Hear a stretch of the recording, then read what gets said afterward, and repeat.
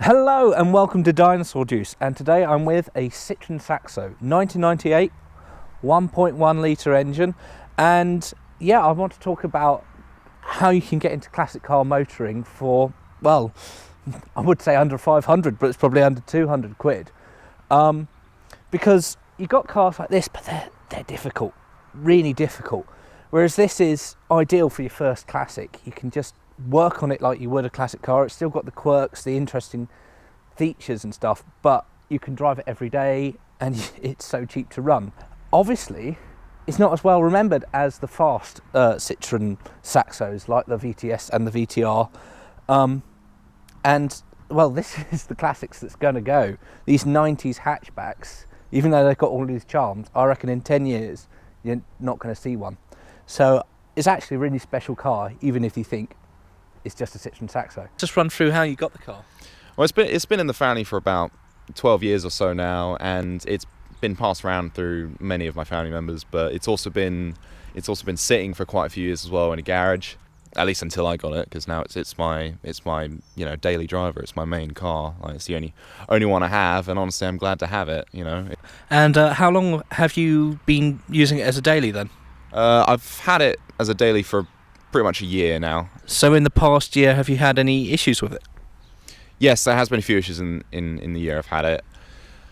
I've had a couple instances where I've driven it through like deep water and the engine has lost a cylinder, and I've had to, pull over and wait for it to drain for about half an hour. So here we are under the bonnet with a 1.1 litre four-cylinder with what looks like single-point fuel injection. So old school, but it's also got a few other oddities.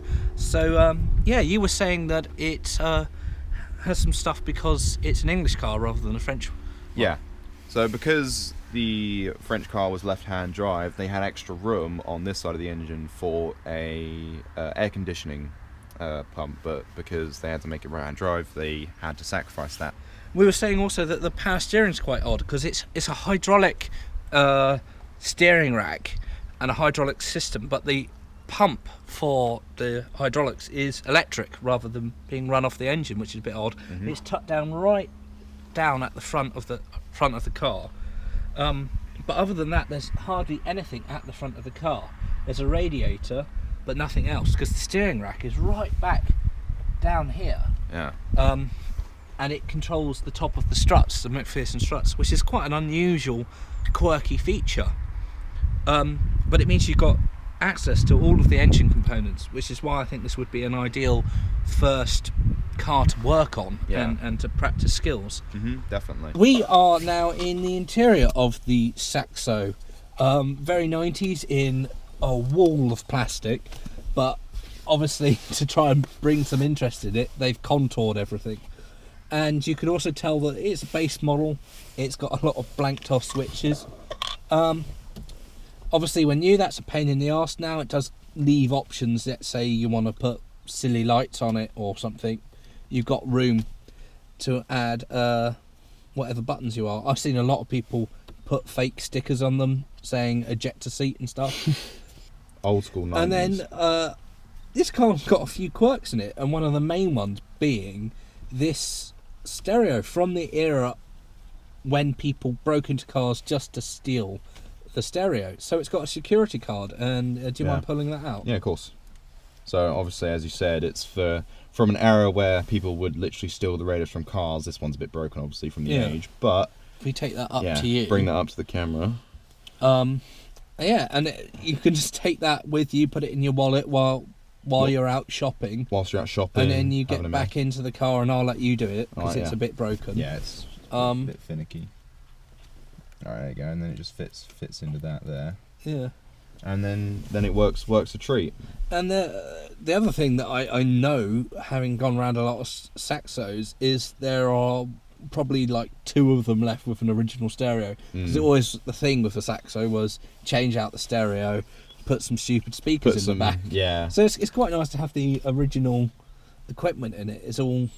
And it all works. It works brilliantly. It's got the original speakers. It's got the original sound system. And then you've got a 5-speed gearbox with reverse just on the way over and down. Mm-hmm. no pushing or anything here. No need to that. And it's got a very long throat in it, which is old school in its style. But given that this car has sporty models, I'm quite sure you could probably shorten that throw if you wanted to. Yeah, I reckon. Depending on what you want to do with the car. Yeah, it wouldn't take much effort. It wouldn't take much effort, and it probably wouldn't cost too much. No. And then the other quirk and feature, which we might have to do a close-up with, Yes. is the window switches are right behind the gear stick. I've seen them often in the middle of the dash or on centre armrests, but I haven't seen them right down here by the gear stick before, which is an interesting place for them. I do much prefer centre windscreen things, just because you can operate them, or you can get your passenger to do it. Yes, exactly. So you can be busy doing something, needing both hands, but also go to your passenger. I'm really cold now, can you wind my window up? Yeah. Toll roads is one of the big ones where I get my passenger sometimes to wind my window up in my Smart with the window switches on the dash. Yeah.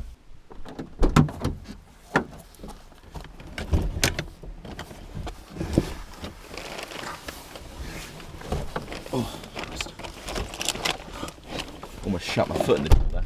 Been a long time since cars have been like this in the back.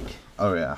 But actually, the room's not too bad for such a tiny little car. Oh yeah, I've got really long legs. I'm surprised I'm not, you know. But like, the seat just squishes. It's made of, it's made of nothing. It's soft, So you've literally actually got like, all foam. There's not much to here, but you'd be comfortable if you were. Oh, definitely. I haven't had any complaints about leg room or comfort. Surprisingly, from such a small car, I haven't had anyone been like, oh, it's way too small back here, No, it really is quite usable. That's what I expect people to say, but I haven't had anything from friends or whatever. They haven't said anything about it, So as you can see, boot space is actually quite impressive. So yeah, we're on a private road here, just because I wanted to give a feel for how the car is. The steering's actually quite nice. It deals with bumps reasonably nice, because this is a rough road. Yeah, and it's quite a nice little hatchback, really. There's a limit to what you can tell just plodding along on a private road. We can do a gear change though. Yeah, and it's quite nice. I'm going to go back into first because, like I said, it's very rough. Yeah, and we're going uphill as well, so. Yeah, but I didn't want to go faster, so no. Therefore a lower gear. You can see that there's a little bit of fight through the steering from the bumps, but it's really not too much given how aggressive the bumps are along this road. Yeah. And yeah, it's quite good fun. Yeah, definitely.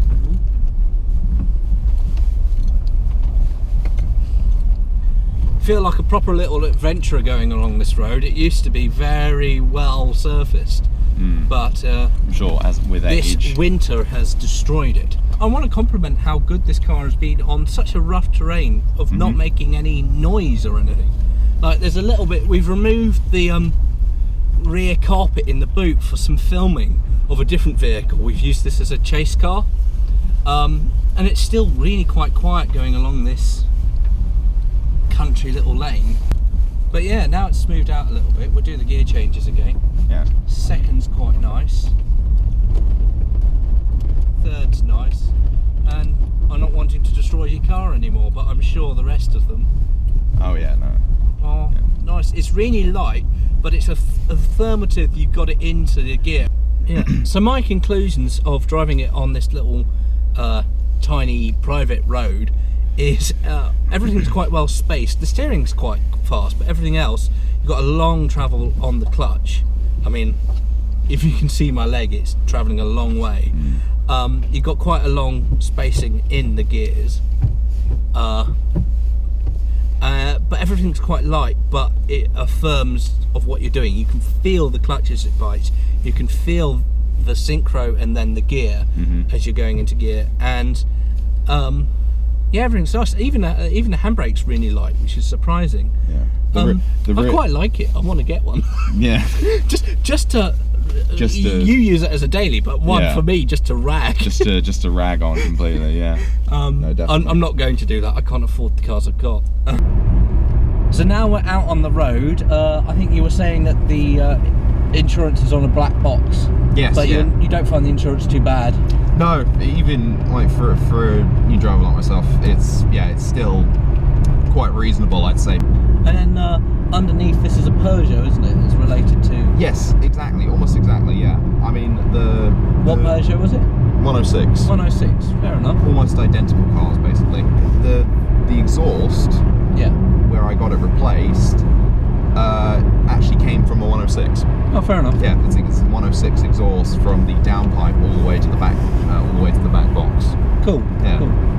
It sounds surprisingly good. There's a little clip here of what we filmed earlier. Yeah. Proper burbling away. It's quite a nice sound. Now.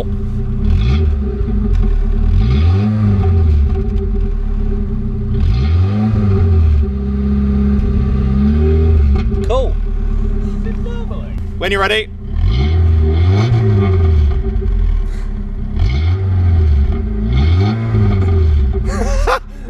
That's. Oh my. Yeah, go about 3.5.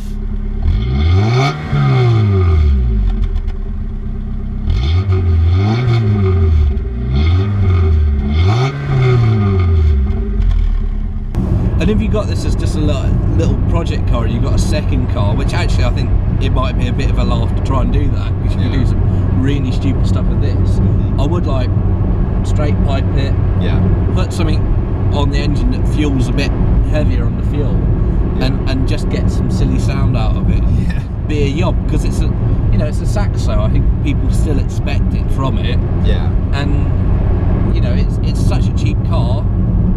You're not ruining anything. You may as well do it. No, exactly. It'd be fun. Honestly, I might consider doing that myself once I get the budget for another car.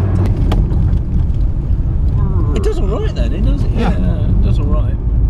Doesn't actually roll as much as I was expecting it to either. That's what I was expecting. I think French cars roll. Yes, they really do. But this one's not. No. Yeah. That's what surprised me when I first drove it. I was expecting, it's going to be terrible in the corners. I'm not going to be able to turn it at all, with any decent speed. But actually, I think it has some quite good anti-roll bars in it, which actually counteracts they've sprung it very soft, but they've actually put some good roll bars in it, which actually kind of counteracts the body roll somewhat. Yeah. Maybe their sporty versions pay off in the normal ones, you never know. Well, yeah, maybe. But these roads are really rough, and it's dealing with it really quite nicely. Yeah. Which is quite nice, because you can go on these English country roads and have fun, because it's fun to drive. Oh yeah. Whereas in other cars, you can't do it on these roads anymore because they're so rough. The size of it it comes in handy basically anywhere. You can get away with fitting between like a parked car and an oncoming car in situations you think were impossible, or like impractical even. If you might scratch up and trade paint with a guy coming the other way, but it'll fit in places that you really wouldn't expect. Yeah, I find that with my cars as well. Yeah. The MG is especially good for it. Is you can go down the country roads that are all around this area. Yeah. And you rarely have to stop, whereas the other vehicles travelling down that road always have to stop. Oh yeah, definitely. It's that critical difference in width. You pair the great, like the tiny size with a great visibility, it offers a great combination for new drivers. It's you can look over your left shoulder and see pretty much anything that might be in your way.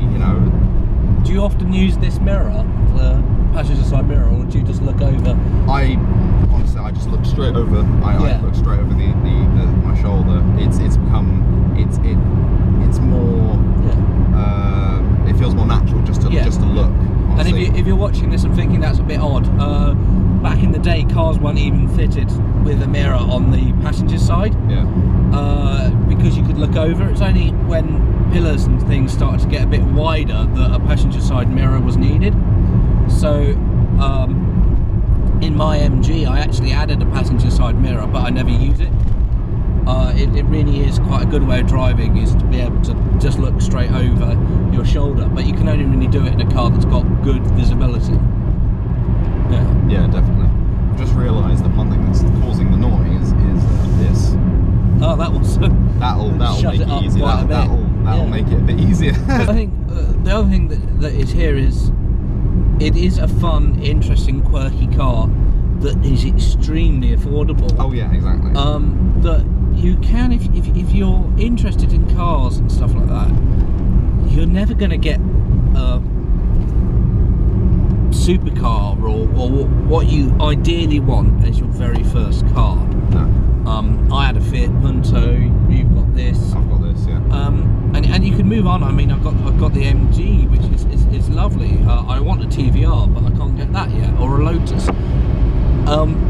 But there's this learning process, and a car like this is quite good for teaching you not only about driving, but also just getting the screwdriver out and deciding, oh, that could be a bit sweeter or whatever. Yeah. And then if you're willing to be a bit braver with it, and obviously if you're commuting to work like you are, that might be a difficult thing, but if you're not doing too much commuting, you're willing to be a bit braver, maybe you can get the bus for a week or two, you can do quite big changes to the vehicle very easily. Which I think it really is that classic thing, that this is the last generation of cars that have that appeal of a classic car in that way. But yeah, and you'll learn all of the things, and you can't do any wrong, if you see what I mean. Like, it's worth £100 if you. I mean, if you put a body kit on it that someone goes, "Ugh, that's a bit disgusting," it doesn't matter. It's £100 car. Exactly. And these are extremely rare. Okay, the hot hatch variants are probably going to stay around for a little bit longer. I reckon they'll go get quite expensive, the Saxo, the ETRs and VTSs. Yeah. But these cars, they're going to go. You're not going to have these anymore. So why not spend that, £100? Yeah. Get this and have a unique experience that you're never going to get again. Exactly, yeah. Thank you for watching. Please like, share, subscribe, leave a comment, and let me know what you want me to review next, and I can see if I can get hold of one. Ta-ra!